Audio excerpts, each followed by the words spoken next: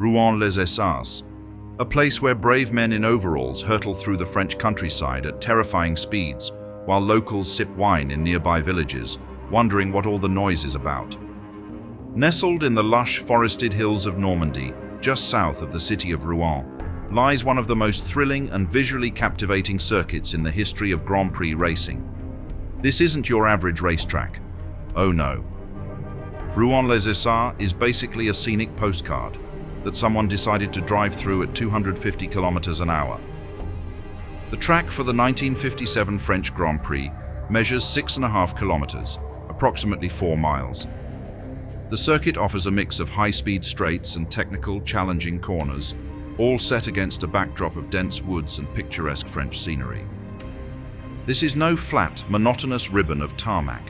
Rouen is a track of elevation changes, fast downhill plunges, and tight bends, such as the notorious Nouveau Monde hairpin, a cobbled corner at the base of a long descent that can punish both the impatient driver and the delicate machinery of the era.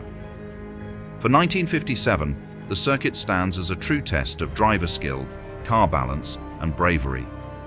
With the powerful new machines of Van Wall, Ferrari, and Maserati roaring through its forests, the stage is set for another legendary contest in the heart of France. But before we dive headfirst into today's grid, it's worth mentioning that while Europe's finest teams were preparing for the twists and turns of Rouen, something rather different was happening across the Atlantic. A month ago, the Americans held their grand annual motorized spectacle, the Indianapolis 500. It was part of the 1957 Formula One World Championship, but European teams largely treated it as a throwaway result. None of the European outfits made the journey to the States. As for the machinery, it was business as usual. Most teams once again ran Curtiss Craft chassis, though Kuzma had a strong showing. Nearly every team ran the thunderous Offenhauser engines, with a few Novi-powered exceptions. Among the competitors were former winners Troy Ruttman and Johnny Parsons.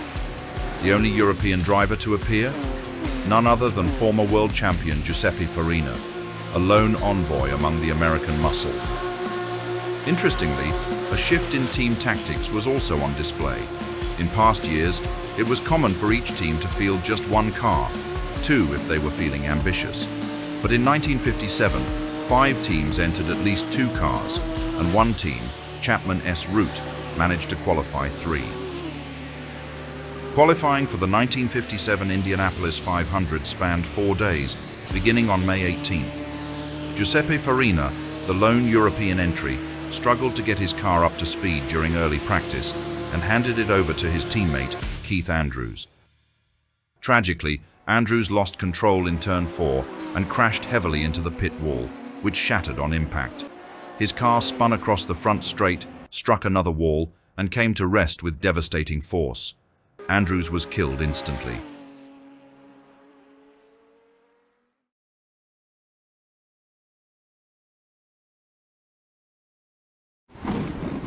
Only 9 drivers set times on the rain-hit first day of qualifying.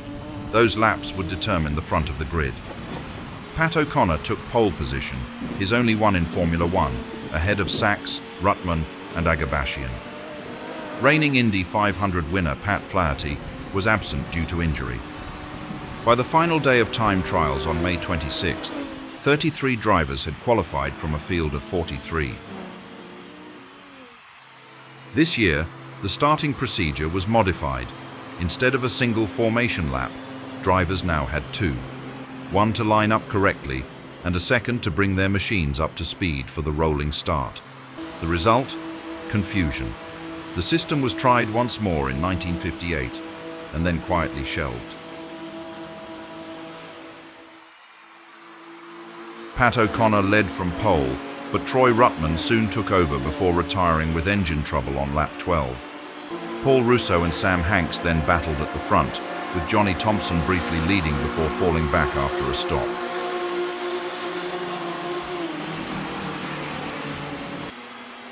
In the second half, Hanks and Jim Rathman pulled clear, trading the lead until Hanks took control by lap 135 and won by 21 seconds. Sam Hanks not only claimed victory, but also pocketed a staggering $100,000 in prize money, a sum that made European race organizers look like they were passing round a charity tin. It would be Hanks' only F1 win and his final race, as he retired immediately after. Jimmy Bryan trundled home in third, a lap adrift, but had the last laugh, going on to snatch the USAC crown by season's end.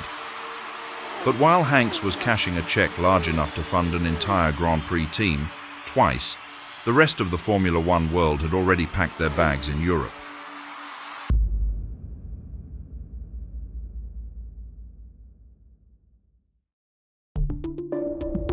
For Ferrari, this year looks grim. Two tragedies have cast a long shadow over the team. First Eugenio Castellotti in Modena, then Alfonso de Portigo in the streets of Brescia. It's more than just bad fortune. It's the kind of season that wears down even the proudest racing institution. On the championship table, the Scuderia sits with only a few scattered points, a sharp contrast to the glory they're accustomed to chasing. This isn't a campaign. It's a nightmare unfolding one race at a time. Still, they press on. Just as in Monaco, the team arrives in Rouen with a familiar lineup. Peter Collins, still searching for the brilliance he showed last year. Mike Hawthorne, the tenacious Brit with fire in his belly. And Maurice Trintignant, quiet, methodical, and always ready to deliver when chaos strikes. Joining them now, freshly returned from injury, is Luigi Musso. He steps back into the red car, replacing Wolfgang von Trips, whose season has taken a sudden and uncertain turn. Maserati, by contrast, looked every bit the giant of the paddock, perhaps the quickest car in France, and with Fangio behind the wheel, all but assured of victory. For Rouen's fast-flowing layout, the team once again arrived fully armed. Alongside their proven lightweight six-cylinder machines, they brought a single 12-cylinder prototype, an experiment they hoped would fare better on these sweeping curves than it did in Monaco.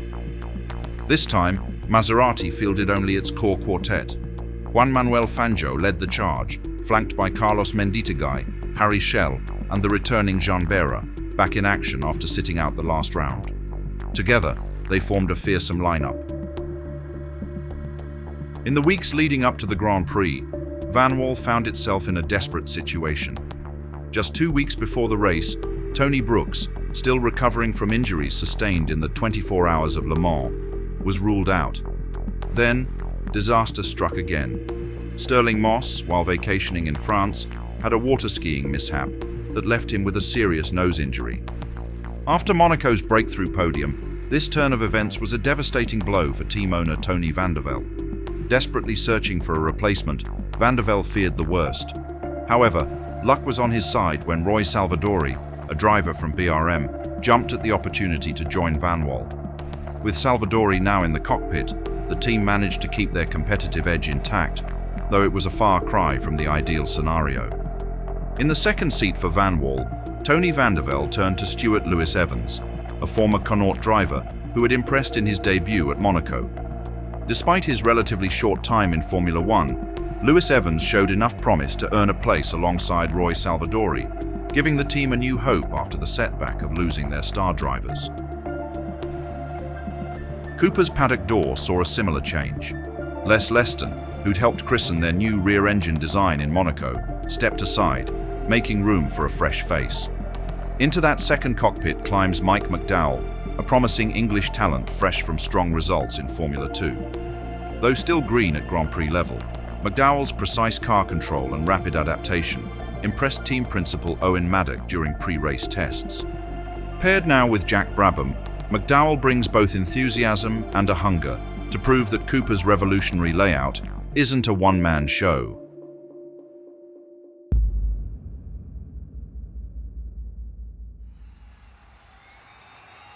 Mesdames et messieurs, bienvenue à tous pour cette 4e manche du championnat du monde de Formule 1 1957, ici sur le mythique circuit de Rouen-Les-Essarts. Qualifying at Rouen showcased the undeniable skill of Juan Manuel Fangio. As he took the wheel, the Argentine maestro demonstrated his impeccable control, threading his Maserati through the winding turns of Rouen-Les-Essarts. His lap time of 2 minutes 21.5 stood uncontested, as Fangio's natural flair for navigating the track left everyone else in awe. He even gave Maserati's new 12-cylinder prototype a spin. On this wide, sweeping layout, it sounded like a race car gargling marbles, but it still couldn't outshine the trusty 6-cylinder workhorse. Sometimes bigger isn't always better. Behind him, Jean Bera and Harry Schell ensured Maserati filled second and fourth on the grid, proof that the team was practically unrivaled here. Ferrari weren't about to be left in the dust either. Luigi Musso surprised everyone, including himself, by nabbing third, while his Scuderia teammates snuck into fifth, seventh, and eighth, like a well-drilled brigade. Van Wall's new pair took a more cautious approach. Their rookies qualified 6th and 10th, prompting team owner Tony van der Velde to sigh so dramatically, you'd think he'd lost his last biscuit. If only Moss and Brooks were here to remind him what a podium looked like. As for BRM and Cooper, they were off stage, stuck outside the top 10, as their smaller engines simply couldn't match the 2.5-litre thunder of the front runners.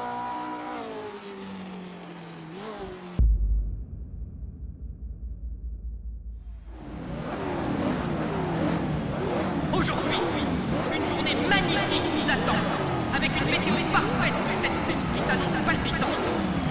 77 tours de ce circuit exigeant, 503 km de défi où seuls les plus forts triomphent. Jetons un coup d'œil aux 3 meilleurs qualifiés qui ont dominé cette séance qualificative. En pole position, l'indétrônable champion du monde, Manuel Fangio, avec sa maîtrise légendaire de la course. À ses côtés, sur la deuxième ligne, nous avons Jean Bera, le pilote français qui espère bien offrir à son public un magnifique spectacle aujourd'hui.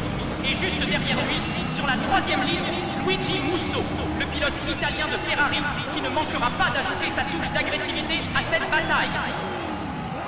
As the sun shines brightly over the magnificent Rouen-Les-Essarts circuit, everything seems set for a perfect race day. The weather, pleasant and mild, creates the ideal conditions for what promises to be a thrilling battle around this iconic French track. The crowd is buzzing with excitement, the air thick with anticipation, as the drivers make their final preparations before the 77-lap challenge ahead, a total distance of 503 kilometers, or 313 miles of pure, unrelenting racing. Chers spectateurs, l'heure est maintenant venue. L'adrénaline monte, le bruit des moteurs se fait entendre. Les pilotes sont prêts à tout donner. Que la course commence et que le meilleur gagne. As the flag drops, it's the Frenchman Jean Bera who reacts like a bullet from a rifle, surging forward with a flawless getaway and snatching the lead into the first corner. The local crowd erupts, naturally delighted by their countryman charging ahead. But just behind him, there's drama at the sharp end. Fangio, true to form, makes a somewhat leisurely departure. This momentary dawdle allows none other than Luigi Musso to storm through into second place. The young Italian, brimming with confidence and throttle, wastes no time in pressing the attack. With his Ferrari howling at full song and every ounce of power summoned, Musso hunts down Bera in a matter of corners. And before the first lap has even drawn to a close, slipping past the Frenchman in bold fashion, Musso takes the lead of the French Grand Prix, a truly electrifying start. As the race settles into its early rhythm, it's Juan Manuel Fangio who begins to wind things up. Having brushed off the cobwebs after his unhurried start, the maestro now opens the taps. With precision that borders on the surgical, he closes in on Jean Bera. The Frenchman, valiant though he is, can do little against Fangio once the Argentinian turns up the heat. With a move executed so cleanly it might have been drawn with a compass, Fangio slips past Bera and into second place. The chase is on. Musso leads, but for how long? It takes just 2 laps. 2 laps of silent pressure, metronomic pace, and the kind of relentless pursuit that only Juan Manuel Fangio can produce. Now, the maestro is right on Musso's tail, a red shadow filling the Italian's mirrors. And under that pressure, inevitably, the mistake comes. It's only a slight wobble, a missed apex, a moment's hesitation, but that's all Fangio needs. In a flash of motion, the Maserati slices through. Fangio takes the lead. The crowd rises. Order is restored.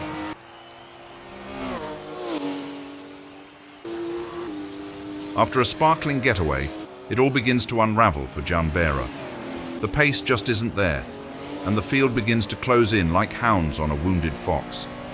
Enter Peter Collins, ever the opportunist, ever the gentleman racer. But when he smells blood, he's as polite as a jackhammer. He shadows Berra for several corners, sizing him up with quiet precision.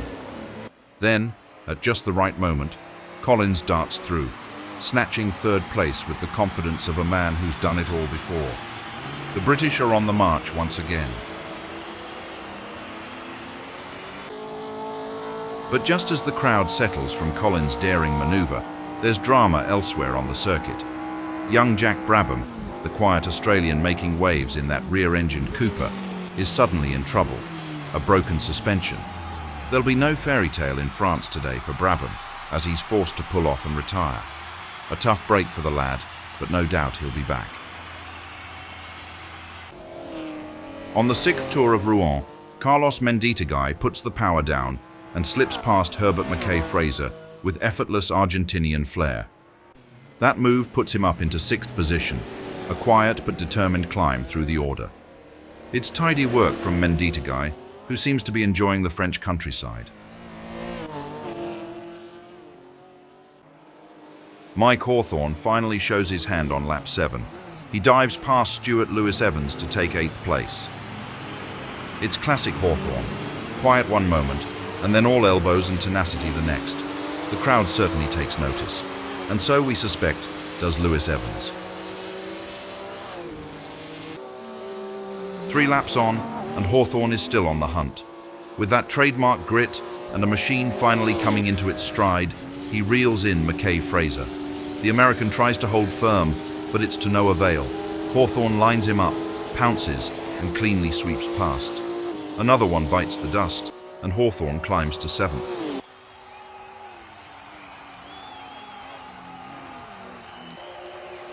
Peter Collins has steadily reduced the gap to Musso, applying increasing pressure with each passing lap.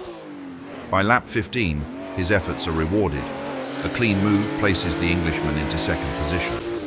It's a determined drive from Collins, but a considerable challenge lies ahead. Juan Manuel Fangio remains over 10 seconds clear at the front, maintaining a commanding pace.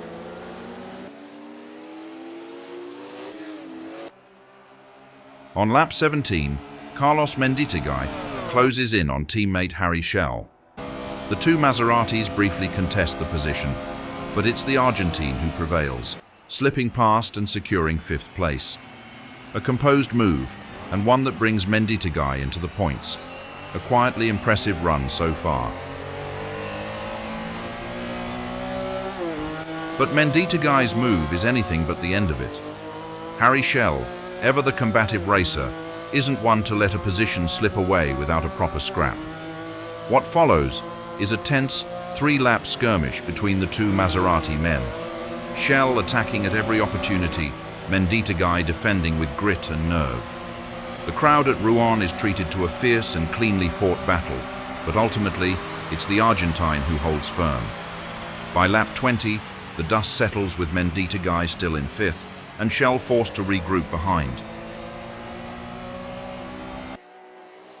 On the 21st Tour of Rouen, the surprise comes not from the front, but from further down the order. Herbert Mackay Fraser, making his debut in a World Championship Grand Prix, begins to show real promise.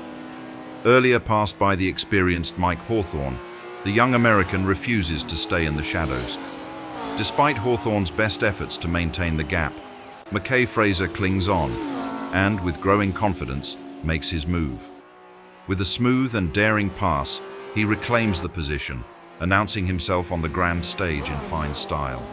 A remarkable maneuver for a man in his very first Grand Prix.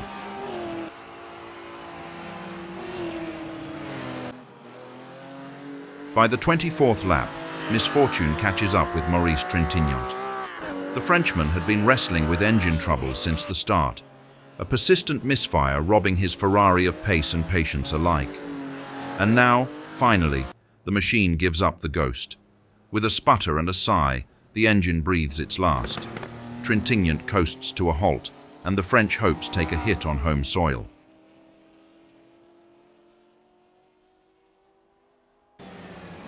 Just a lap later, another unfortunate retirement, this time for the impressive debutant Herbert Mackay Fraser.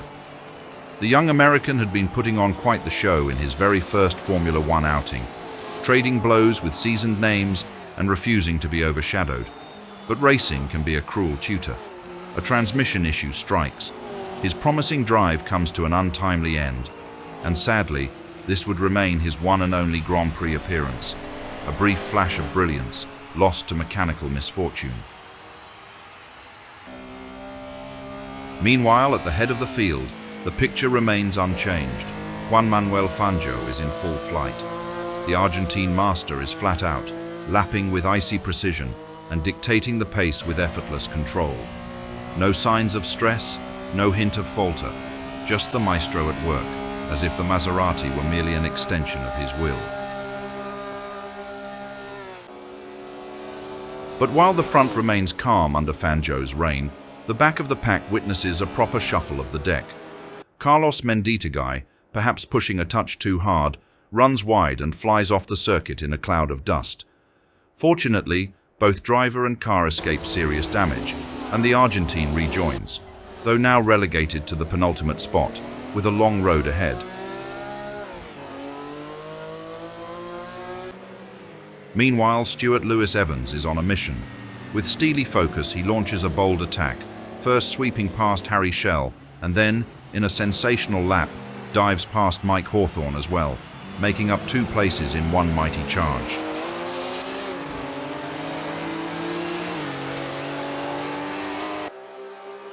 On lap 28, Peter Collins begins to struggle, his gearbox no longer responding as crisply as before. Try as he might to fend off the inevitable, it's only a matter of time. Luigi Musso, ever watchful, senses the moment. He lines up the move and slips past the ailing Ferrari of Collins to retake second place, leaving the Brit to wrestle with his wounded machine and hope for a miracle.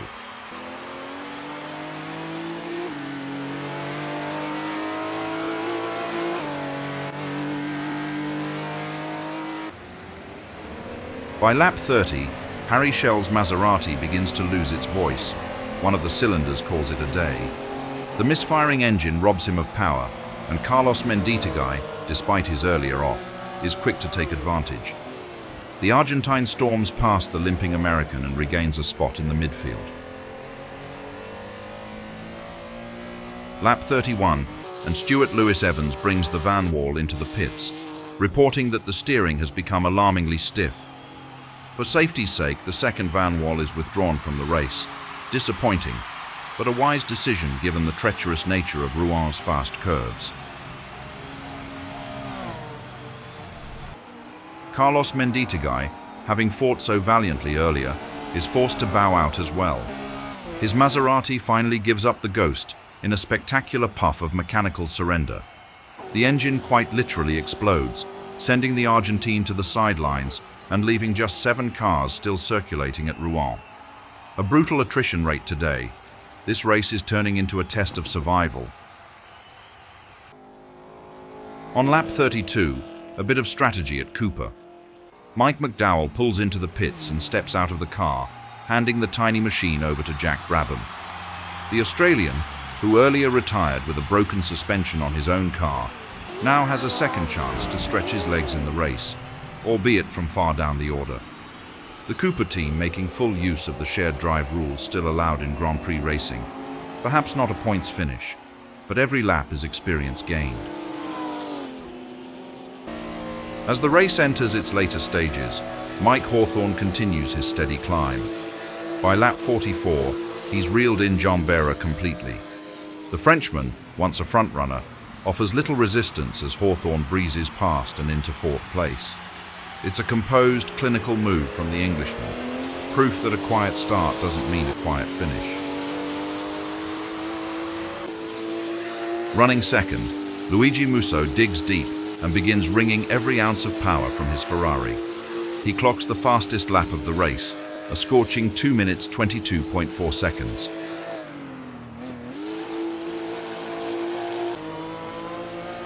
After a spectacular start to the race, Jean Bera's Maserati finally gives out on lap 69, its engine sputtering to a stop. The thrilling early moments of the French Grand Prix come to a crushing end for Bera, as he's forced to park up by the side of the road. The Frenchman's hopes for a strong finish are dashed, another victim of the unforgiving demands of the race.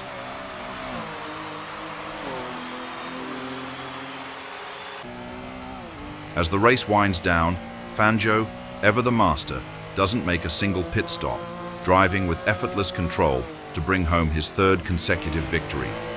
With this triumph, he cements his commanding lead in the championship. Behind him, the Ferrari team finally reaps the rewards of their hard work, with Luigi Musso and Peter Collins taking second and third respectively, their first podium finishes of the season, though they still fall short of besting the Argentine legend today. Further down the order, Mike Hawthorne, benefiting from the misfortunes of others, secures a fourth-place finish for Ferrari, salvaging valuable points despite the troubles. In fifth, Harry Schell, the ever-determined Maserati driver, limps to the line with 2 broken cylinders still attached to his car, but his perseverance pays off. And Jean Bera, though heartbreakingly forced to park his Maserati earlier, manages to push it across the finish line, taking a hard-earned 6th place. His efforts are a testament to his resolve, despite his car's obvious suffering. As we look at the championship standings after the thrilling French Grand Prix, Juan Manuel Fangio remains the man to beat, having solidified his dominance with yet another victory.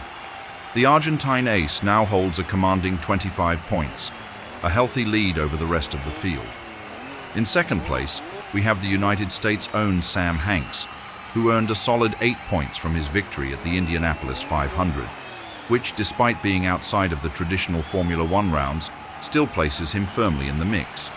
And in third, representing Italy, we have Luigi Musso.